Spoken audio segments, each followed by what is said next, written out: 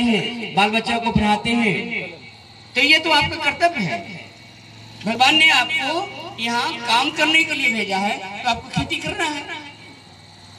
बाबूजी को जिम्मेदारी बड़ी है तो ज्यादा जिम्मेदारी संभालते हैं। क्या हमारे बाबूजी को ये जिम्मेदारी मिली है तो ये भी जिम्मेदारी संभालते हैं। लेकिन इससे बड़ी और जिम्मेदारी क्या हो सकता है? तो उस जिम्मेदारी को समझाने के लिए हम आपको बताएं, आप बनाने के लिए आए। सबसे बड़ा काम भाई बहनों, सबसे बड़ा काम जो है वह यज्ञ है। सबसे बड़ा काम क्या है?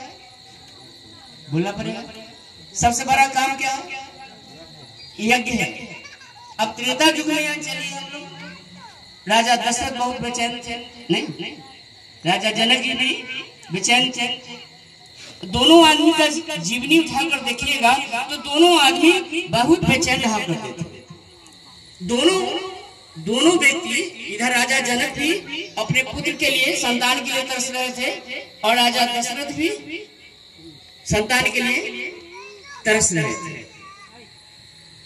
और राजा दशरथ की ओर हम लोग अगर उनके परिवार को हम लोग की ओर झांक कर देखते हैं तो देखते हैं कि राजा दशरथ बड़े बेचैन हैं। उनकी रानियां कितनी थी?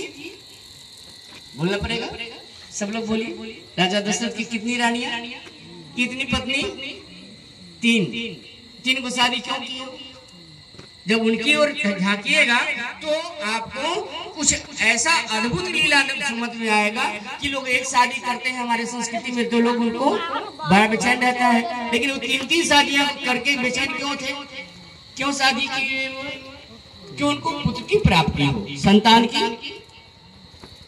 की प्राप्ति हो। लेकिन तीन रानियां होते भी उनको एक भी बालक का नसीब नहीं हुआ, नहीं प्राप्ति हुई। क्या हुआ? क्या क्या करते थे वो लोग? हमेशा घर में पूजा पाठ किया करते थे। उनकी बड़ी जो पत्नी थी महारानी कौशल्या बहुत पुजारी थी, बहुत बड़ा पूजा पाठ किया करती थी। और ऐसे मान लीजिए कि जब वो पूजा पाठ किया करती थी तो सामने भगवान उनसे सूक्ष्म से बात किया करते थे, आकाशवाणी के रूप में बात किया करते थे। दोनों का आमना सामना हुआ करता था। एक दिन गुरुवार का दिन था और संजोग से एकादशी का दिन था। गुरुवार का दिन था और एकादशी का दिन था और वे महारानी कौशल्या सूर्य भगवान को जल दे रही थी। और जल देते एकाएक उनके आंसू जी ही आया।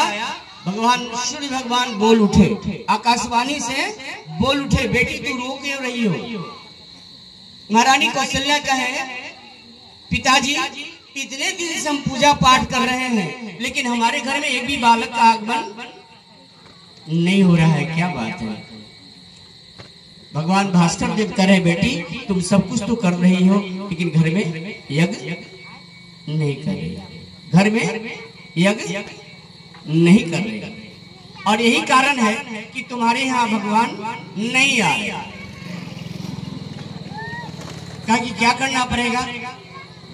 तो भगवान भास्कर देव उनसे कह रहे हैं, पुत्री तुम अपने यहाँ यज्ञ करो, अपने कुल गुरु से मिलकर